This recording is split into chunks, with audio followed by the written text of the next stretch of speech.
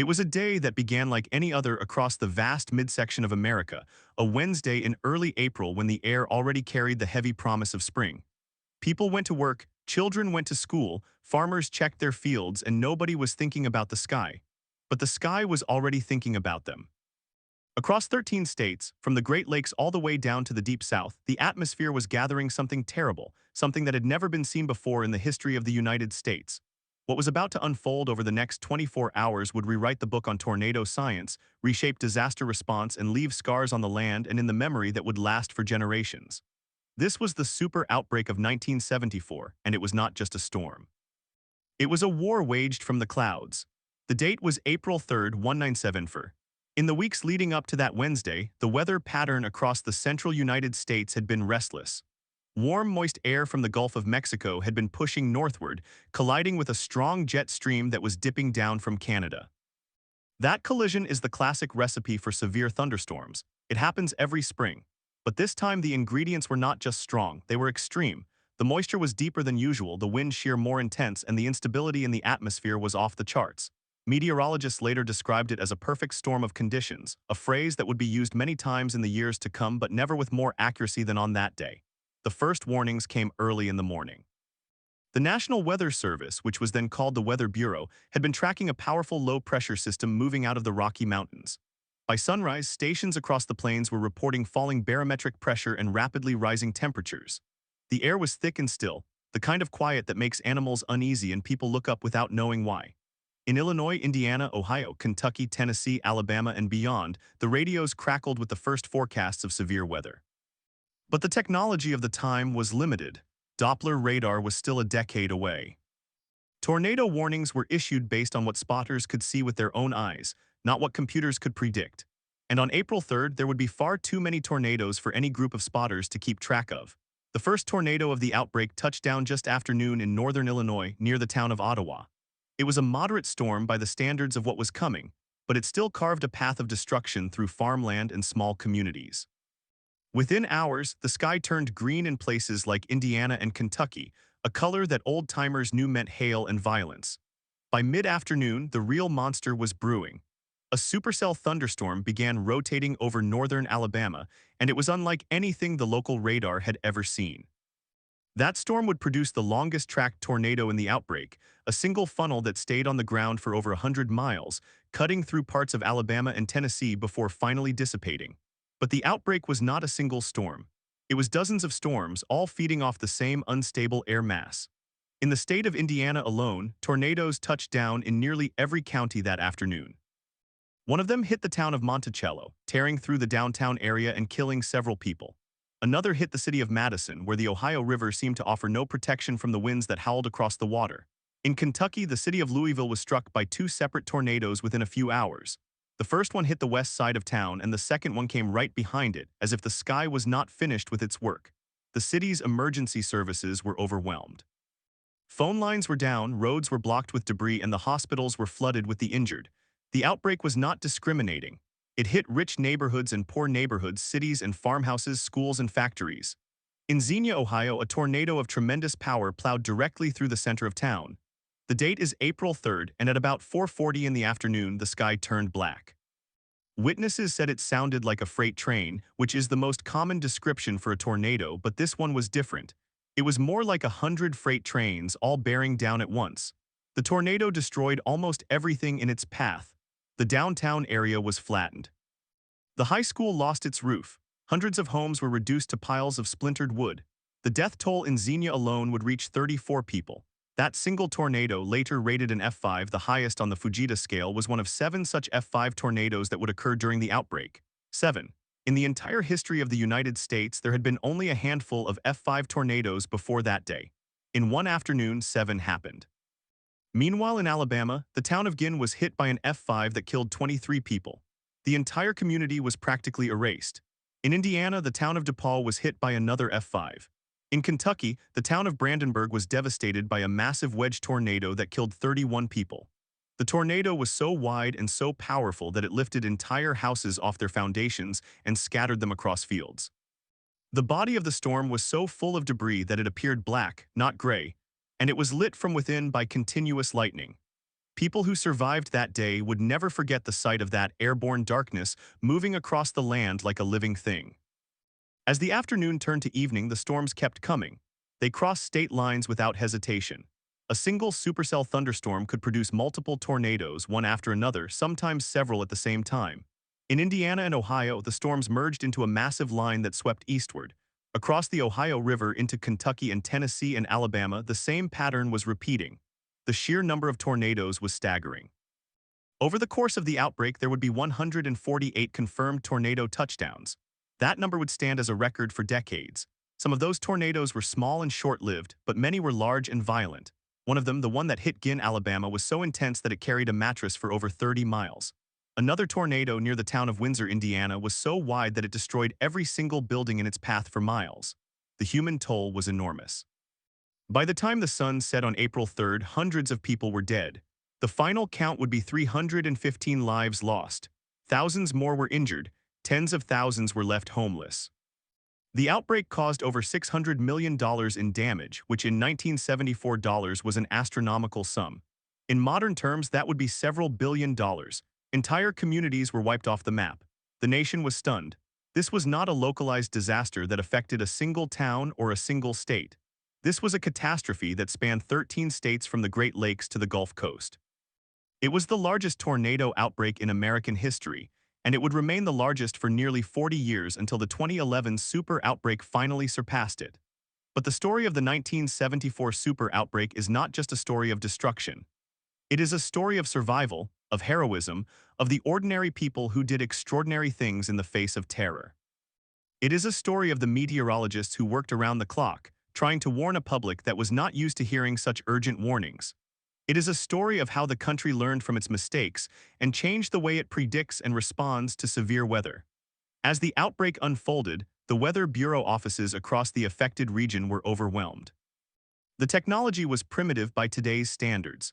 They had radar sets that could detect precipitation, but they could not see rotation inside a storm. Tornado warnings were based on visual confirmation from trained spotters or from the public reporting what they saw. But when there are dozens of tornadoes on the ground at the same time, visual confirmation becomes impossible. Many tornadoes went unwarned. People had no idea that the storm was coming until they heard the roar and the windows exploded inward. One of the most famous stories of the outbreak comes from the town of Xenia. The warning system there was spotty at best. The local radio station wing was broadcasting the severe weather alerts, but the power failed and the signal went dark. The tornado hit without any warning at all for many residents. In the aftermath, the mayor of Xenia said that the town had been completely caught off guard. That sentiment was echoed across the entire region. People simply did not believe that a tornado could be that powerful or that widespread. They had never seen anything like it. But amid the chaos, there were acts of courage that still inspire. In Alabama, a man named James Brown drove his truck into the path of a tornado to shield his family from the debris. He survived, though his truck was wrapped around a tree. In Indiana, a teacher named Betty Jo Hawker led her class of elementary school children into a tiny bathroom just seconds before the roof of the school was torn off. Every single child walked out alive. In Kentucky, a 16-year-old boy named David E. Campbell crawled through the wreckage of his home to pull his younger sister from under a collapsed wall. These stories are not exceptions. They happened in every town that was hit. Ordinary people became heroes because there was no other choice. As night fell on April 3rd, the storms finally began to weaken. The sun set, but the darkness was not peaceful. The air was still thick with dust and debris. The smell of natural gas filled the air from broken pipes. The sound of sirens, of crying, of people calling for help echoed across the ruined landscapes. The emergency response was slow by modern standards. There were no cell phones, no internet, no satellite imagery. Rescue crews had to navigate by flashlight through roads that were blocked by fallen trees and mangled vehicles. In many places, the only way to reach the injured was on foot. The National Guard was called out in multiple states. The Red Cross set up shelters in schools and churches. The federal government declared a major disaster for several of the hardest-hit areas, but the response was largely a local effort. In the days that followed, the nation watched as the scope of the disaster became clear. News crews from across the country descended on the small towns of Indiana, Ohio, Kentucky, and Alabama. The images that were broadcast on the evening news were shocking. Entire neighborhoods reduced to bare slabs, cars thrown into trees, the bodies of livestock lying in fields. The human cost was so great that the death toll was revised upward multiple times as more bodies were found in the rubble. The Super Outbreak of 1974 changed everything. Before that day, tornado forecasting was a second thought in many parts of the country. After that day, the Weather Bureau invested heavily in new radar technology, in better communication systems, in public education about severe storms. The Fujita scale became the standard for measuring tornado intensity, and the National Weather Service began issuing more frequent and more specific warnings. The system that we have today with its advanced radar, its computer models, its emergency alert systems was born from the tragedy of April 3, 1974. But the most important legacy of the super outbreak is not the technology. It is the memory. In every town that was hit, the survivors carry that day with them. They tell their children and their grandchildren about the sky that turned green, the roar that drowned out every sound, the fear that gripped them when they realized they were not safe. And those children, in turn, learn to respect the power of the weather. They learn that when the warning comes, they must act, because they know what can happen when the sky decides to war with the earth. The super outbreak of 1974 was not just a tornado outbreak. It was a lesson, a terrible, costly, unforgettable lesson. And it is a lesson that we are still learning today, every spring when the warm air rises from the Gulf and meets the cold air from the north. We watch the sky a little more carefully. We listen to the alerts a little more closely. And we remember. We remember the day when the tornadoes came across 13 states and the world as we knew it was turned upside down. And yet, as terrible as the outbreak was, it was also a crucible. The fires of that day forged a new understanding of the atmosphere. Scientists had long suspected that tornadoes were born from the collision of warm, moist air and cooler, drier air, but the 1974 outbreak provided a laboratory unlike any before. The storms erupted along a sharp boundary known as a dry line, where the humid air from the Gulf of Mexico met the parched air from the western plains. That boundary stretched from the Great Lakes down to the Gulf, like a giant zipper that the atmosphere had pulled wide open. For hours, the line remained almost stationary, and the supercells that formed along it kept regenerating, each new storm using the energy of the one before it. Meteorologists at the National Severe Storms Laboratory in Norman, Oklahoma, and at the Weather Bureau's Forecast Center in Washington, D.C., were watching the data pour in from surface observations and from the early weather satellites that had been launched only a few years earlier. They saw the pattern developing.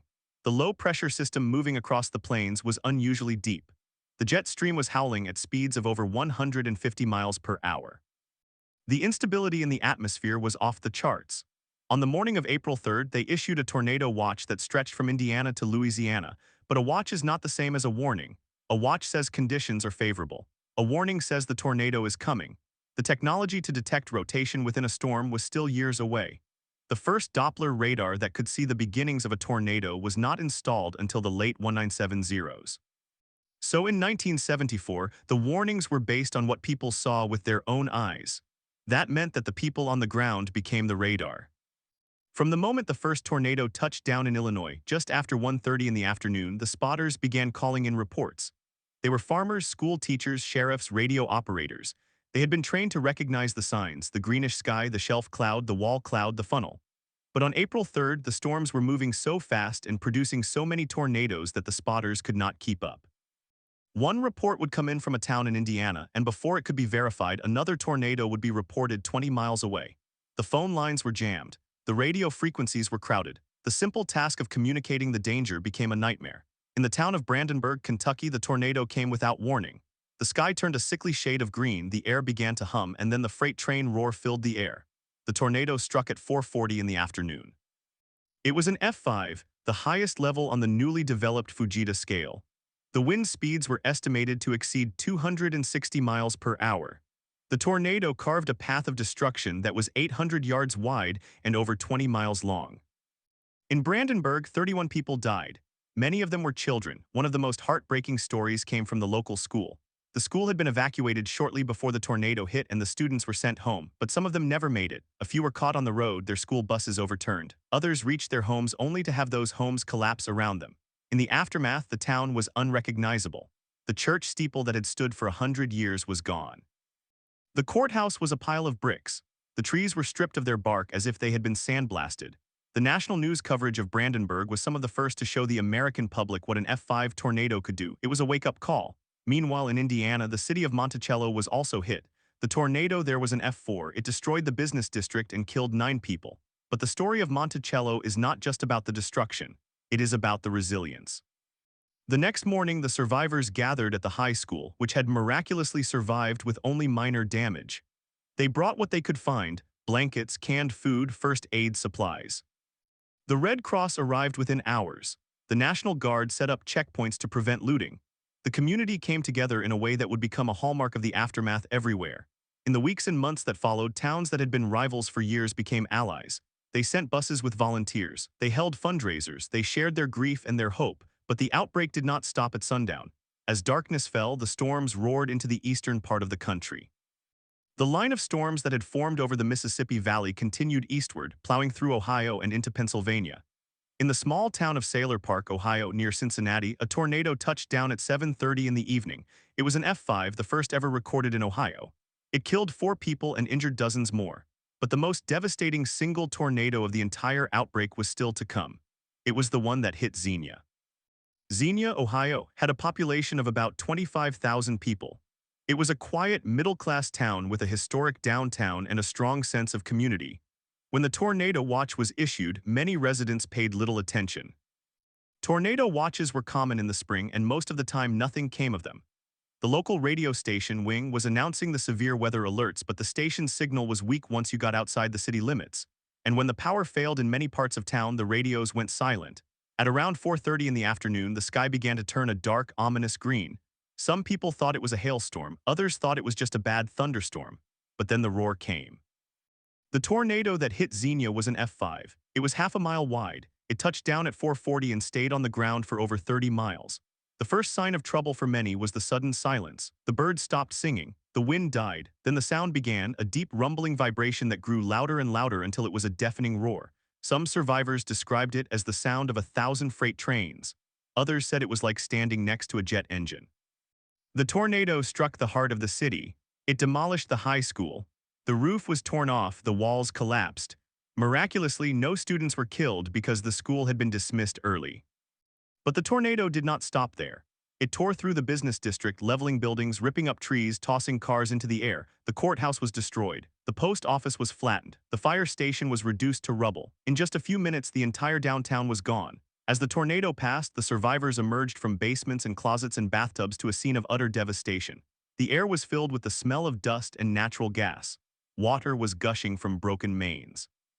Debris was everywhere: shards of glass, splintered wood, mangled metal. People were wandering in a daze, calling for their loved ones. The first rescuers were the neighbors. They dug through the wreckage with their bare hands, pulling out the trapped and the injured. The official death toll in Xenia was 34, but it could have been much higher. The town had been caught completely off guard. There had been no warning siren, no announcement on the radio for those who had lost power. The people of Xenia were angry. They demanded answers. They wanted to know why the system had failed them. The answer was simple: the system was not designed for an outbreak of this magnitude. The Weather Bureau had done its best, but the technology and the communication networks were inadequate. The warnings that were issued never reached many of the people who needed them. In the months after the outbreak, the National Oceanic and Atmospheric Administration, or NOAA, commissioned a thorough investigation. The findings were stark. The report recommended a complete overhaul of the tornado warning system. It called for the installation of Doppler radar across the country, the creation of a nationwide network of trained spotters, and the development of a standardized system for issuing warnings. It also recommended that every community have a tornado siren that could be heard from any part of town. Those recommendations took years to implement, but they laid the foundation for the warning system that exists today. But the change did not happen overnight. In the years immediately after 1974, tornado deaths remained high. People were slow to change their habits.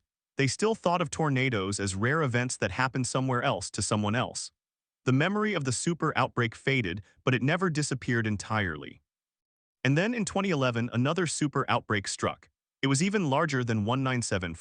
Over 350 tornadoes touched down across the southeastern United States, killing more than 300 people. The deaths were a tragic reminder that no matter how advanced the technology, there would always be gaps. There would always be people who did not hear the warning. There would always be storms that were too fast and too fierce. But the lessons of 1974 had been learned. The warning system in 2011 was far better than it had been 40 years earlier. The death toll was still high, but it could have been much worse.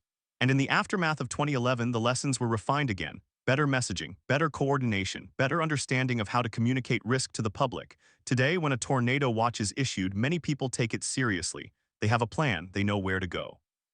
They have a weather radio or a smartphone app that will wake them up in the middle of the night. But that awareness was bought at a terrible price. It was bought by the people of Xenia and Brandenburg and Ginn and Windsor. It was bought by the children who never grew up and the parents who never stopped grieving.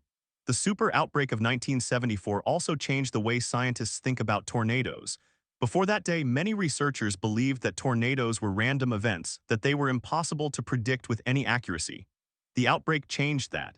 The data from that single day provided a treasure trove of information. Meteorologists studied the patterns of the storms, the movement of the dryline, the interaction of the jet stream, and the low-pressure center. They found that the conditions that produced the outbreak were remarkably similar to the conditions that produced other major outbreaks. They learned that when the ingredients come together in a certain way, the atmosphere can produce a tornado outbreak that spans hundreds of miles. One of the most important insights came from the study of the dryline. The dryline is the boundary between warm, moist air and hot, dry air. It is a common feature in the Great Plains, but it can also appear in the Midwest and the South. When the dryline becomes stationary, as it did on April 3, 1974, the storms that form along it can be explosive. The dryline acts like a conveyor belt feeding the storms with warm, moist air from the Gulf. The storms then become supercells, rotating columns of air that can produce tornadoes. And if the dryline stays in place for hours, the supercells can continue to form, one after another, in a deadly parade. The 1974 outbreak also taught meteorologists about the importance of storm spotting. In the years after 1974, the National Weather Service began training thousands of volunteer spotters. These spotters, known as skywarn, are the eyes on the ground. They report what they see: the funnel cloud, the wall cloud, the tornado itself. Their reports are fed into the warning system, giving meteorologists the information they need to issue a warning. The Skywarn program is one of the most successful public safety programs in American history. It has saved countless lives, and it started with the lessons of 197 But the most profound legacy of the super outbreak is the way it changed how we think about risk. Before 1974, tornadoes were seen as a southern phenomenon. People in Indiana and Ohio did not think of themselves as being in Tornado Alley. After 1974, they knew better. The outbreak showed that tornadoes can happen anywhere at any time of day with little warning. It shattered the illusion of safety, and in doing so, it forced people to prepare. In the years that followed, communities across the Midwest and the South built storm shelters. Schools conducted tornado drills. Local governments installed warning sirens. The Federal Emergency Management Agency began distributing pamphlets on how to survive a tornado. The message was simple: when the warning comes, you must act. There is no time to hesitate. And yet, for all the progress, the memory of 1974 is fading. The survivors are aging. The stories are being told less and less.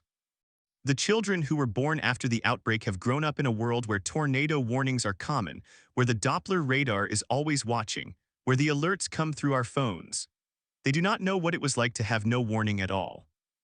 They do not know the terror of hearing the roar and knowing that nothing could stop it. That is why we tell the story. We tell it so that we do not forget. We tell it so that the next generation understands the power of the weather.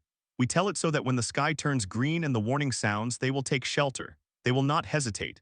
They will remember the day when the tornadoes came across 13 states, and they will be ready.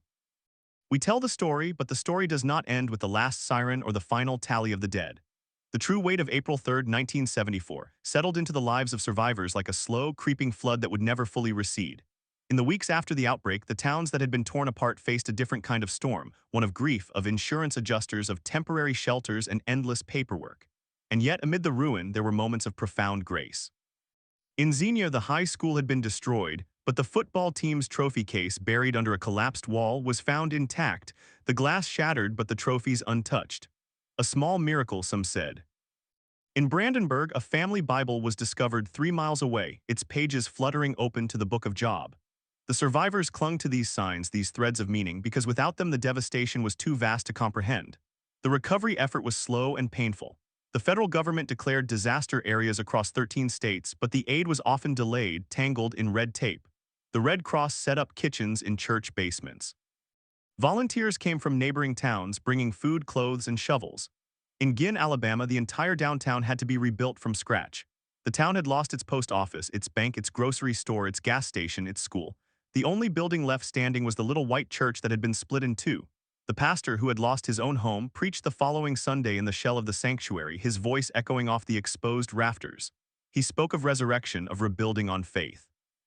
And they did rebuild brick by brick, but the town's character changed. The old trees that had lined Main Street were gone. The familiar landmarks were gone. The children who grew up in the New Gin would never know the shade of those oaks or the sound of the train whistle echoing off the old hardware store. The psychological scars ran deep. For years after the outbreak, the sound of thunder would send grown men diving for cover. Children would wake screaming from nightmares of black funnels chasing them across fields. In many homes, the family slept in the basement for weeks, even months after the storm. A study conducted in the aftermath of the 1974 outbreak found that survivors suffered from post-traumatic stress at rates far higher than the general population. They reported flashbacks, hypervigilance, a constant sense of dread when the sky darkened. The term tornado anxiety entered the lexicon. People who had never been afraid of storms before now watched the weather with a desperate intensity. Barometers became a common purchase in hardware stores. Farmers would pause in their fields, scanning the horizon, remembering the day the sky turned green.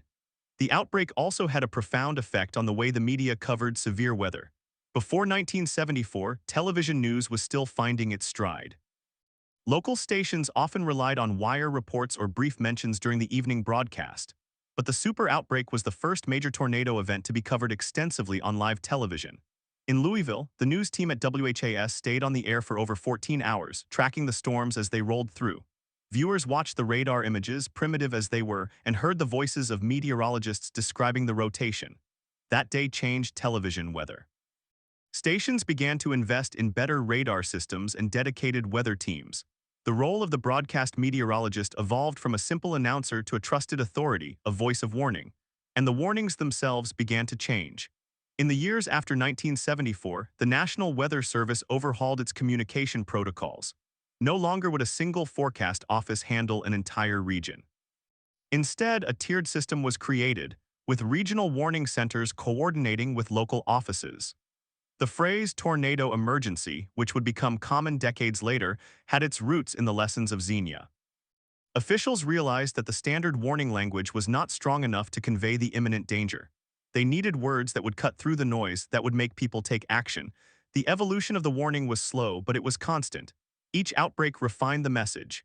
Each tragedy taught a new lesson. One of the most significant changes came in the 1990s with the widespread deployment of Doppler radar. The Super Outbreak had revealed the limitations of conventional radar, which could only detect precipitation, not rotation. Doppler radar gave meteorologists the ability to see the wind within a storm. They could spot the mesocyclone, the rotating updraft that often precedes a tornado. They could issue warnings based on radar signatures, not just on visual sightings. That technology, combined with the Skywarn network of spotters, dramatically reduced false alarm rates and increased lead times. By the time the 2011 Super Outbreak struck, the average warning lead time was over 15 minutes compared to just a few minutes in 1974. That extra time saved lives. People had time to get to shelter. They had time to gather their children and their pets. They had time to prepare. But the 2011 outbreak also revealed new vulnerabilities. The population had grown, and many people lived in mobile homes or poorly constructed apartments. The storms were stronger, too. In 1974, the Fujita scale rated tornadoes from F0 to F5. The 1974 outbreak produced 7 F5 tornadoes, which was staggering. But in 2007, the scale was updated to the enhanced Fujita scale, which added more precise damage indicators. The 2011 outbreak produced 4 EF5 tornadoes, including the one that devastated Joplin, Missouri. The Joplin tornado killed 158 people, making it the deadliest single tornado since modern record-keeping began. It was a stark reminder that even the best warnings are useless if people do not heed them. After Joplin, researchers studied why so many people died. They found that many had heard the warning but waited, either because they did not believe it would hit them or because they were waiting for confirmation from a neighbor or a family member. The phenomenon was called confirmation bias, and it became a focus of future messaging. The legacy of 1974 also extended into the realm of building codes. The destruction of entire blocks of homes in Brandenburg and Xenia highlighted the vulnerability of wood frame construction. After the outbreak, engineers began studying how to build safer. They developed reinforced concrete safe rooms that could withstand an F5 tornado. They recommended that new schools and hospitals be built with interior safe zones, but the adoption of these standards was uneven. In the South, where building codes were often lax, tornadoes continued to exact a heavy toll. The 1974 outbreak had shown that a tornado could level a well-built home as easily as a flimsy one, but the cost of retrofitting existing structures was prohibitive. Many communities simply could not afford the upgrades, and so the cycle continued. The human cost of the super outbreak is not measured only in the dead. It is measured in the lives that were forever altered, the families that were shattered, the dreams that were buried under the rubble. In the decades that followed, some survivors became advocates for better warning systems. They testified before Congress. They wrote letters to their local newspapers. They organized community meetings to push for sirens. One of those survivors was a young mother from Xenia named Mary Ellen. She had lost her husband in the tornado. He had shielded their 2 children with his body, and he did not survive. Mary Ellen spent the next 40 years speaking at schools, telling her story. She did not want the children of the next generation to grow up thinking that tornadoes were a myth. She wanted them to know the truth, that the wind could kill, that preparation was the only defense. She died in 2018, but her voice echoes in every tornado drill in every school in Ohio.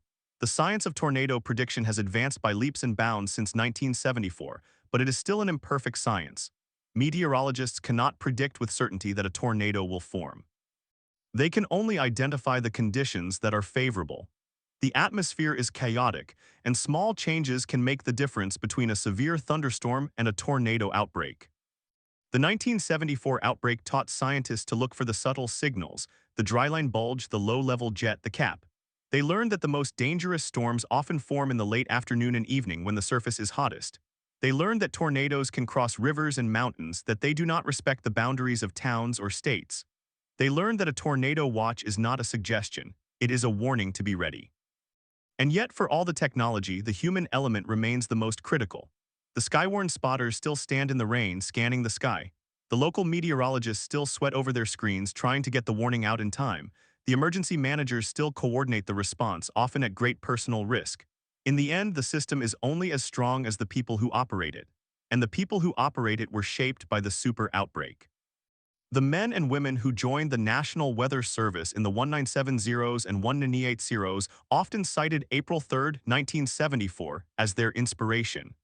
They had seen the devastation. They wanted to make sure it never happened again.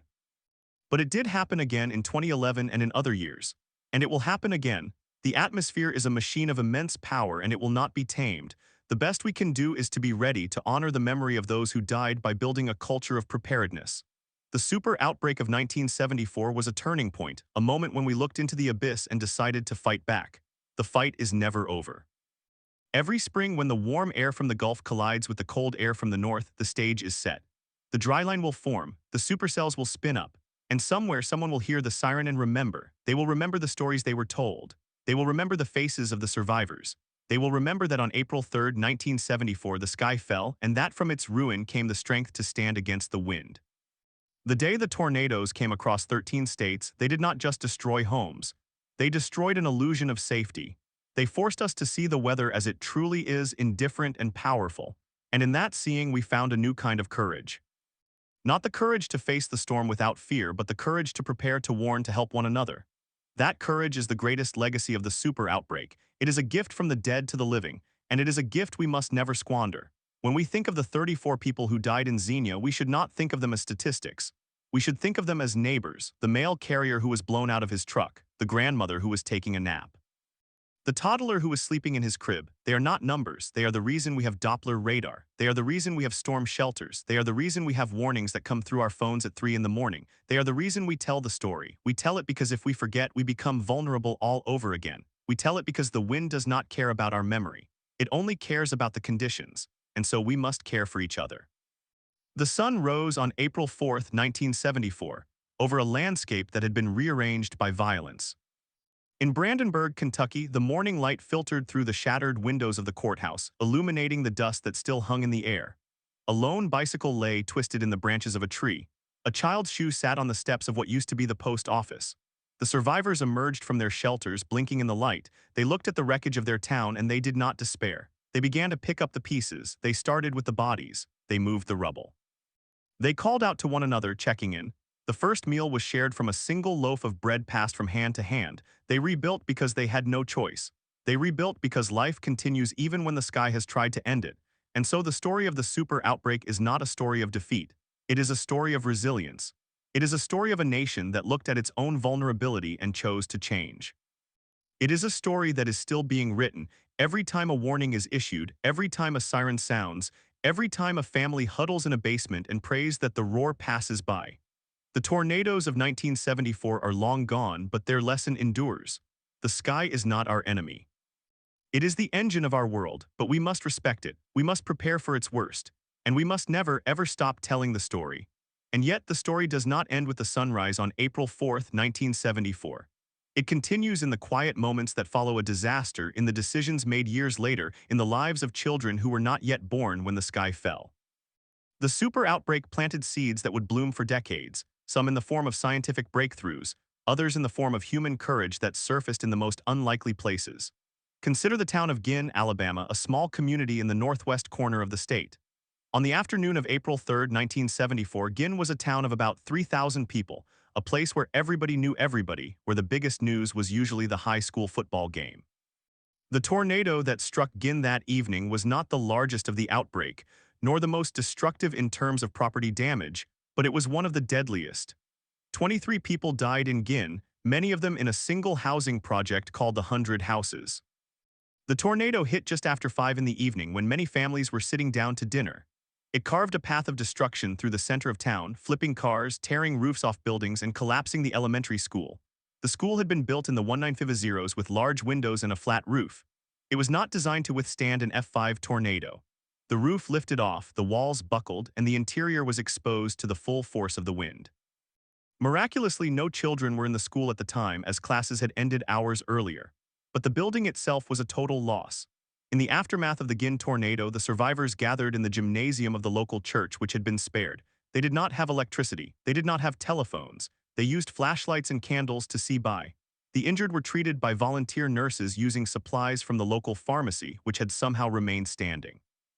The dead were laid out in a row on the gym floor, covered with sheets. The mayor of Ginn, a man named Harold Thompson, walked from family to family, offering what comfort he could. He later said that the hardest part was not the destruction of buildings, but the silence of the children. The children who had survived were too shocked to cry.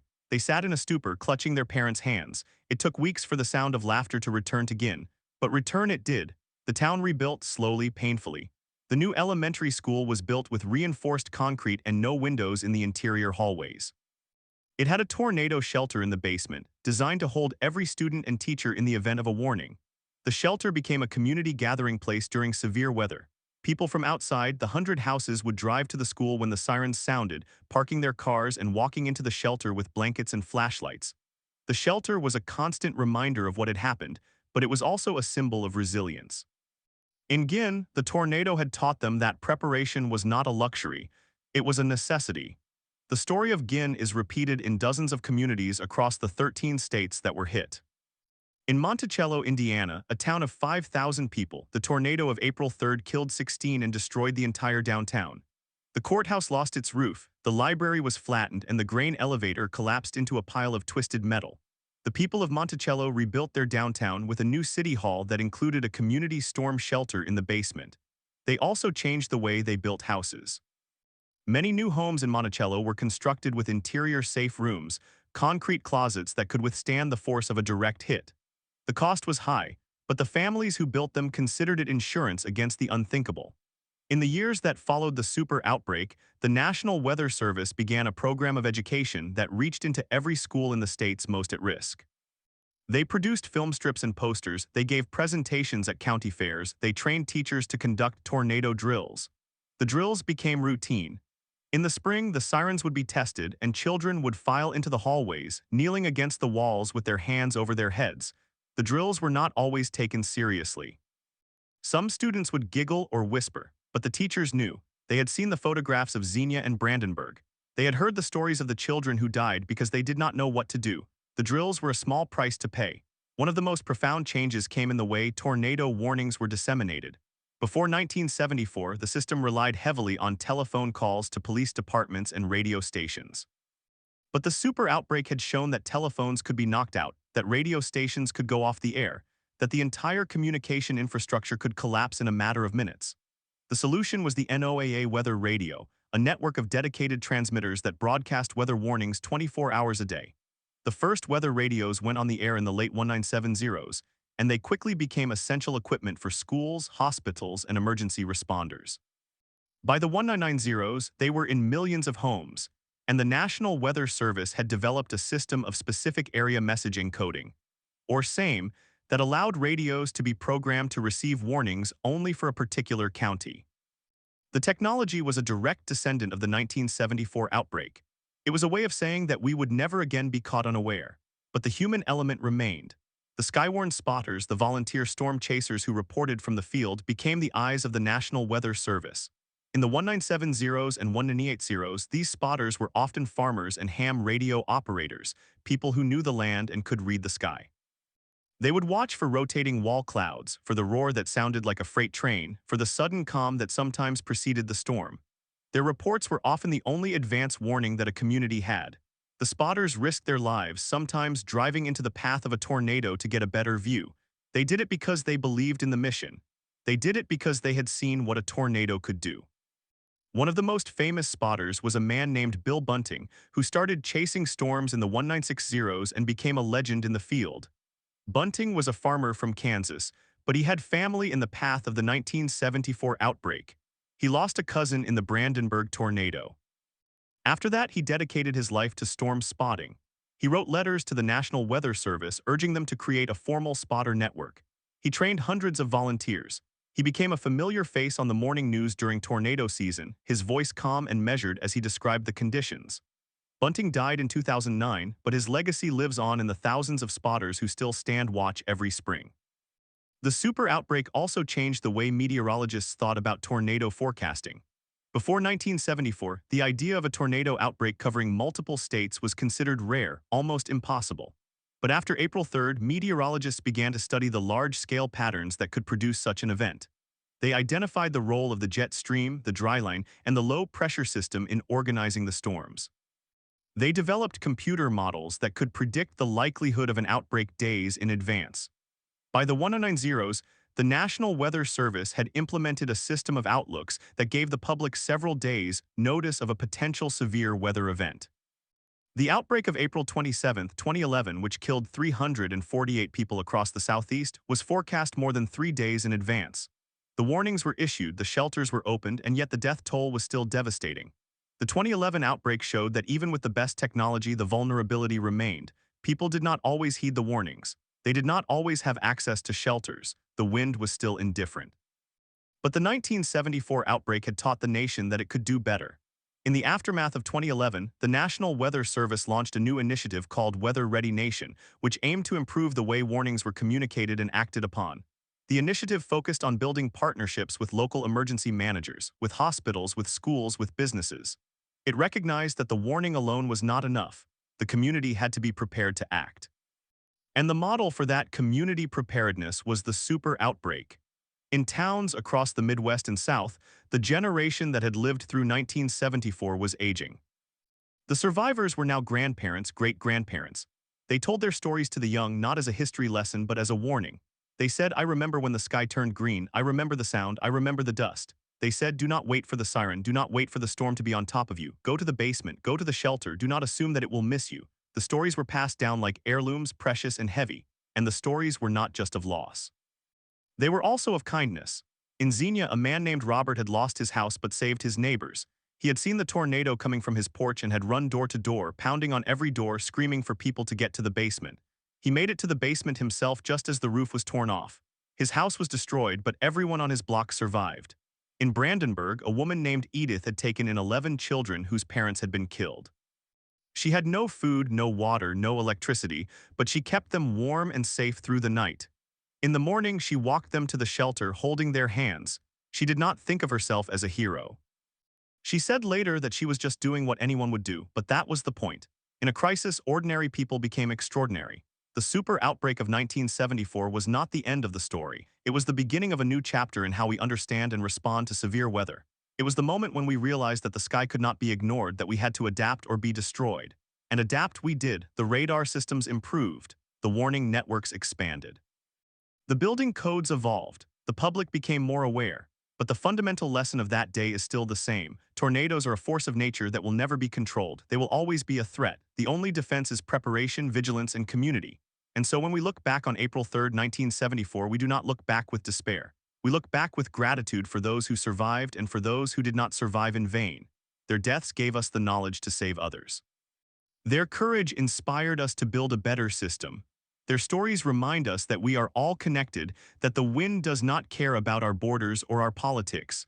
It only cares about the conditions. And in that indifference, we find a common ground. We are all vulnerable. We all need to prepare. We all need to help each other. The sun has set on April 3rd many times since 1974. The children who lived through that day are now gray-haired. The towns that were destroyed have been rebuilt, often better than before. The empty lots where houses once stood have been filled with new homes. The scars have healed, but they have not disappeared. They are written in the memory of the land, in the stories that are told, in the sirens that wail every spring. The Super Outbreak is not a distant historical event. It is a living legacy, a warning that echoes through the years. And as long as there are warm, moist air masses and strong low-pressure systems, as long as the spring winds blow, the threat will remain. But so too will the spirit of those who face the storm and refuse to be beaten. They are the reason we have Doppler radar. They are the reason we have storm shelters. They are the reason we have warnings that come through our phones at 3 in the morning. They are the reason we tell the story. And we will keep telling it for as long as the sky turns green and the sirens sound, because the wind does not care. But we do. And that caring is the only force that can stand against the storm. But we do. And that caring is the only force that can stand against the storm. That caring took shape in the quiet neighborhoods of Xenia and Brandenburg, in the volunteer fire departments that became command centers, in the churches that turned into shelters for the displaced. It took shape in the hands of the National Guard soldiers who dug through rubble for days, their gloves worn thin by the splintered wood and twisted metal. It took shape in the faces of children who lost everything and yet still smiled when a stranger handed them a blanket. The Super Outbreak did not just teach us about meteorology. It taught us about ourselves.